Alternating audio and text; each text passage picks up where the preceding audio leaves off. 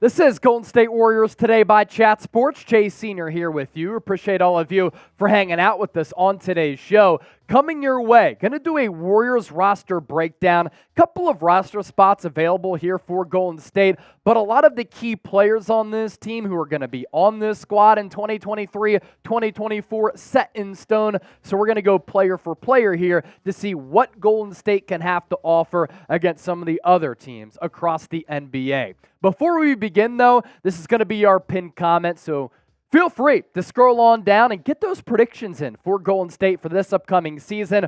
Predict the Warriors' record. Can they get back to championship contention? You let me know down in the comment section right now. So we're going to roll with this projected starting lineup here. Obviously, Kevon Looney might change depending on the team that the Warriors are going to go up against and what type of roster and lineup Steve Kerr wants to trot out there, especially at that center position. Like Dario Saric is capable of starting for this team if Steve Kerr believes that he can play alongside Draymond Green. You know that Steph Curry and Klay Thompson are going to be your backcourt. And then you have Andrew Wiggins at that wing position. Missed a lot of time last year because of those family issues. If he's able to be with this squad for the long haul and for the entire season, he gives you high-level defensive play. And if he could be the offensive player that he was 2 years ago, that's an added bonus. And Draymond Green, still an all-NBA caliber defender. You look at how Steph Curry and Klay Thompson fared last year,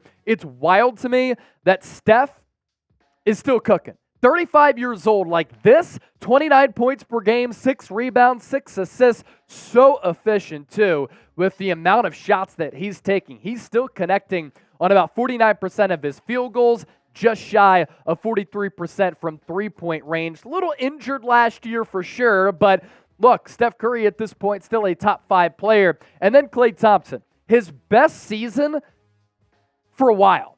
Probably before he tore the ACL and then consecutively the torn Achilles. Comes back last year, obviously wasn't the same guy because he had all of those catastrophic injuries. Almost 22 points per game, 43.5% from the deck, 41% from three-point range. But we saw against the Los Angeles Lakers, he got very tired and wore down and just couldn't buy a shot from anywhere against the Lakers in that second round series. Has to improve on that stamina for the Warriors to be considered a legitimate threat in the West. Are they the best duo in the NBA? At moments throughout their future Hall of Fame careers, they certainly have been.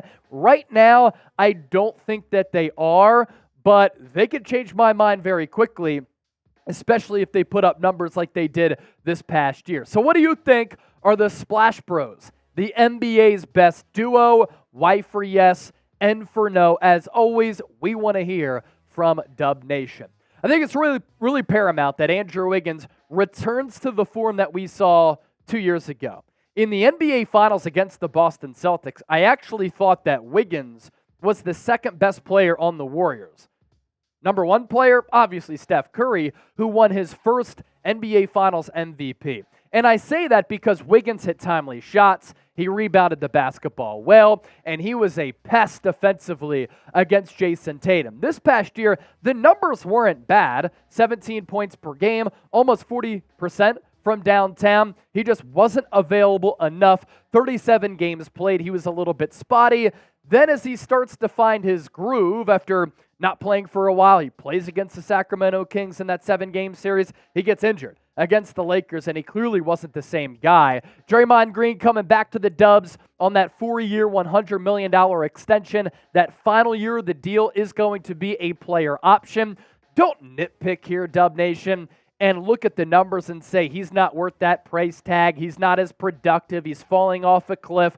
The numbers show that he's not falling off a cliff. His fingerprints are all across the game and the identity and the fabric of the game. He can score, rebound, dish it, play extraordinarily high levels of defense against some of the best offensive players in the NBA, and he can also guard multiple positions. And the imprint that he has stylistically with how the Warriors play in between the lines on the deck, but also off the floor culturally is paramount, profound, so important for this Warriors championship culture.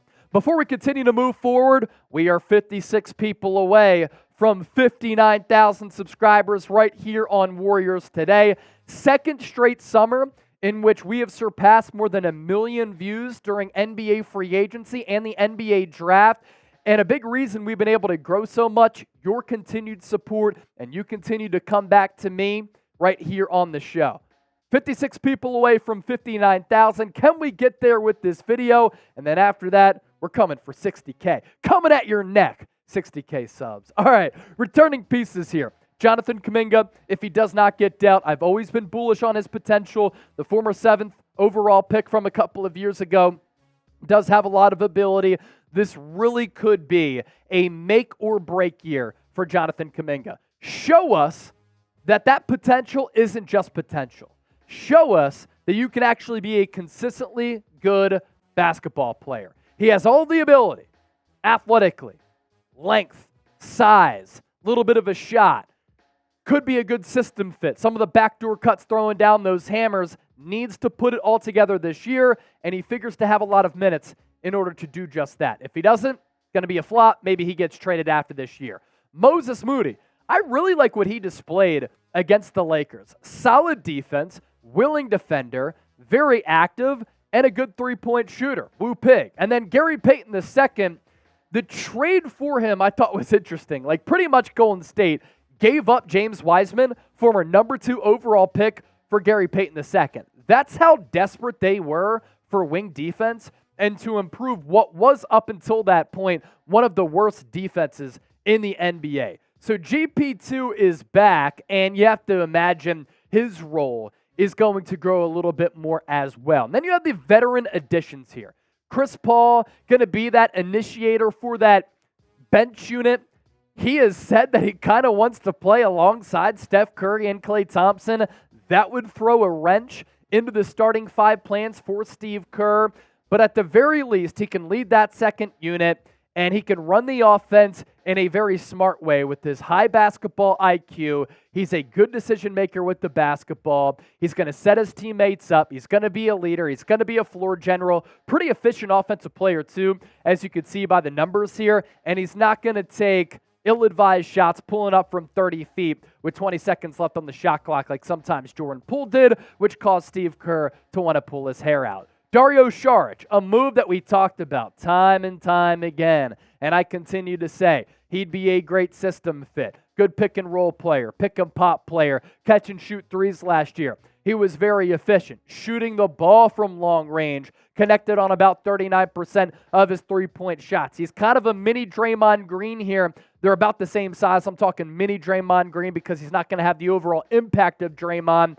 The passing out of the high post is an elite skill for him and does have that size at 6'9" to beef up that front court, which was a massive need for Golden State heading into this offseason. Good system fit just because of how smart he is as a player. And then Cory Joseph. Obviously, according to Mike Dunleavy Jr., he didn't think that this backcourt was good enough. He didn't think that the second unit with initiators, rim pressures, and guys who can set up, facilitate the offense were good enough. They needed more playmakers. That's why they made the deal for Chris Paul and made the deal for Cory Joseph. Last year for Detroit, 7 points per game. He is an excellent defender. So you bring back Draymond, elite defender. You have Cory Joseph, good defender. Andrew Wiggins, very good wing defender. Gary Payton II can defend. Kuminga has to put it all together. CP3, not a bad defensive player, even though he's starting to get a little bit older. Which new addition are you most excited about? The next question for all of Dub Nation watching the program today, just give us a name down below. I think Chris Paul, I've warmed up to the idea, and outside of that, I actually think the rookies are pretty intriguing. And speaking of the rookies, Brandin Podziemski, pretty good summer league so far. He certainly had his moments. The distributing ability has been a lot better than I anticipated coming out of college, where he was really, really impressive with that lefty stroke. 20 points per game, almost 44% from three-point range. Another smart basketball player who enters this Warriors culture as a fit with what they like to do, with the synergy that they have on the floor and off of it. Solid rebounder in college. I'm not sure the rebounding numbers are going to translate as much because it's not like he's a springy athlete, but his finishing ability throughout Summer League has also been pretty solid. And then Trayce Jackson-Davis, the big out of Indiana, older player entering the draft. Some people had a first-round grade on him. I thought that he was going to go inside the top 45, top 50. Good shot blocker, 3 blocks per game last year. He could run the floor really well. And again, what's the theme with some of these newcomers, whether it be the veteran free agent signings or the draftees? Smart players. The Warriors pride themselves on that, and don't tell me that this is not a smart organization when they've won 4 titles in 10 years. And then Lester, the legendary cat who's been hooping throughout the NBA Summer League, on the 12th of July against the Dallas Mavericks, had another really impressive performance. He pours in 31 points yesterday on Wednesday, 7 rebounds, 5 assists. He has had a great showing. Could he be a Jordan Poole replacement on the offensive end? Doesn't give you much defensively, but when you need that offensive spark plug, he's able to do just that. Another reminder, subscribe to the show. Closing in on 59,000 subscribers. Hit that sub button. Join the Dub Nation community here at Chat Sports, and we'll catch you tomorrow. Warriors Today Live. Stay tuned for it.